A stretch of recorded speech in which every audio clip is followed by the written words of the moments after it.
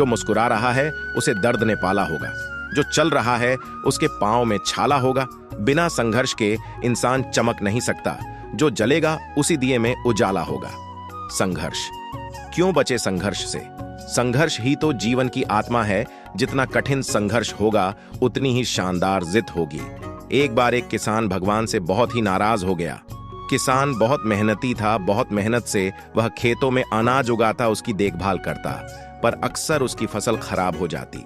कभी तेज धूप, कभी आंधी, कोई न कोई कारण बन ही जाता कि उसकी फसल खराब हो जाती। एक दिन वह किसान गुस्से में आसमान की ओर देखकर भगवान से कहा, हे ईश्वर, आपको लोग सर्वज्ञाता मानते हैं कि आप सब जानते हैं, कहते हैं कि आपके इच्छा के बिना एक भी पत्ता नहीं हिलता, पर मुझे तो लगता है कि आप छोटी सी छोटी बात भी नहीं जानते।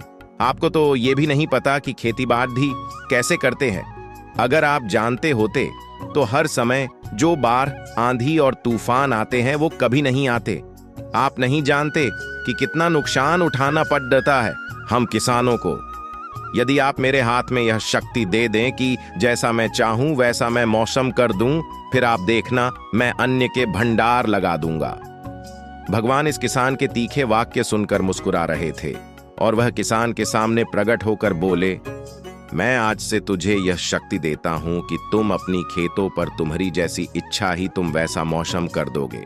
मैं बिल्कुल भी दखल नहीं दूंगा, तुम्हारी इच्छा से सब कुछ होगा।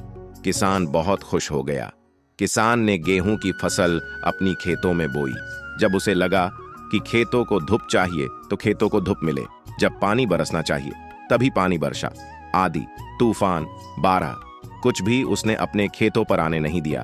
किसान के खेत में इस वर्ष ऐसी फसल हुई जैसी कभी नहीं हुई थी। हरी भरी लहलहाती फसल। मन ही मन वह बहुत खुश हो गया और सोचने लगा, अब सबूत के साथ दिखाऊंगा भगवान को कि इससे कहते हैं शक्ति का सही उपयोग। मेरी सफलता देखकर उन्हें अपनी नियम जरूर बदलने पड़ेंगे। कुछ दिन गुजरे, फसल कटने को तैयार हो गए।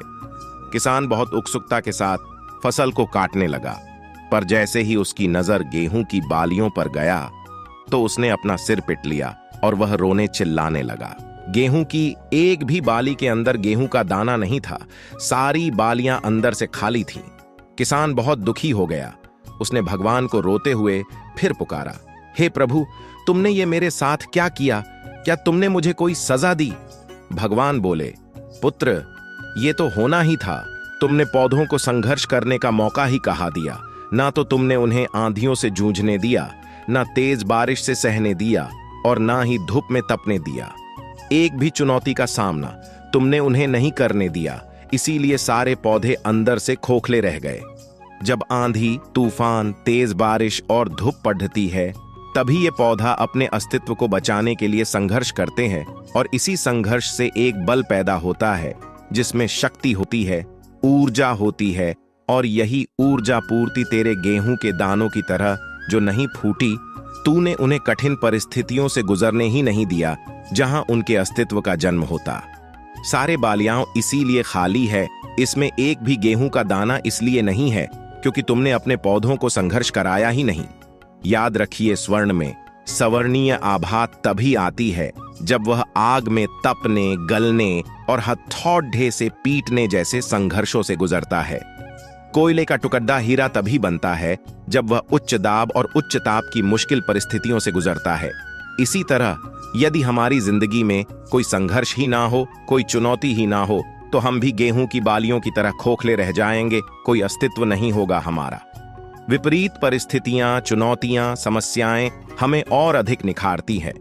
यदि जीवन में कठिन परिस्थितियां और चुनौतियां आए तो घबराना मत, बल्कि सामना करना। विश्वास करना कि आप और अधिक निखर जाओगे और अधिक मजबूत बन जाओगे। किसी ने कितना सही कहा है, जिंदगी जीना आसान नहीं होता, बिना संघर्ष कोई महान नहीं होता। जब तक न पड्डी डीढ़े हथौड़े की चोट, तब तक पत्थर भी भगवान नहीं